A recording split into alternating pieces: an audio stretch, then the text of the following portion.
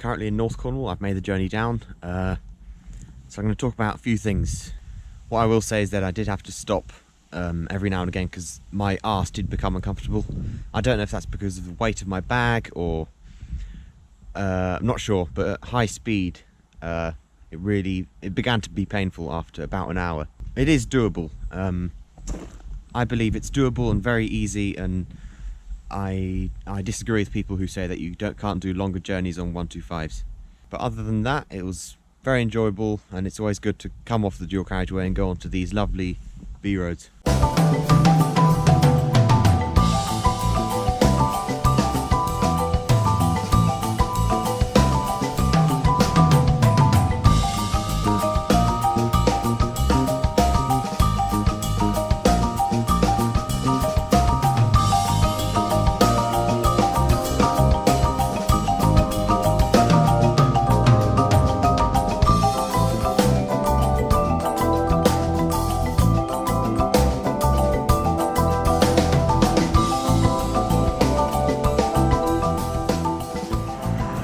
So now I'm going from Cornwall to London, and it's really uncomfortable.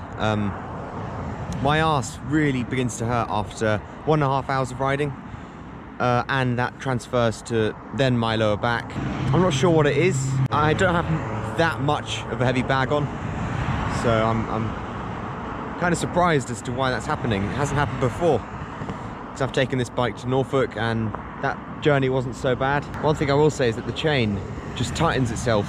Even though I've adjusted it correctly and given it 4 centimeters of slack, it just it tightens. So I've got to allow for that.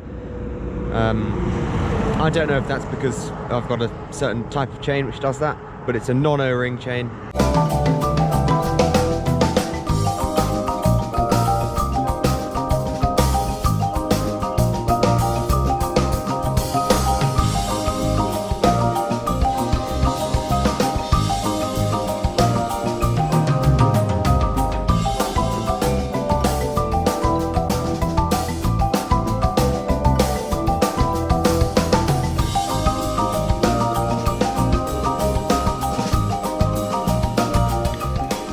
So I'm very close to London now, and what I will say about that arse pain is that when I took off my wind and rainproof jacket, it got better, but still it was painful after 2 hours of riding. Even after 200 miles, the chain didn't seem to need lubing, which is good, so you can go on a long trip to Cornwall and back and not have to lube the chain.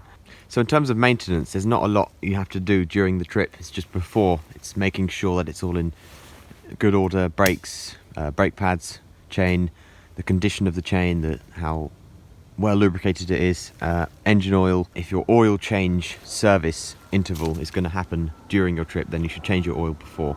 And coolant, and that's it. Next thing I did before I left is made sure all these little contact points are well lubricated, clean. It's also just making sure that the engine and metal is protected from corrosion. I do that by the use of WD-40. Overall, it was a very enjoyable trip, but like with any form of road travel, you're going to have to take breaks due to tiredness. Now, the frequency of breaks that I took was increased due to the seat pain. Without this factor, it would have been perfect.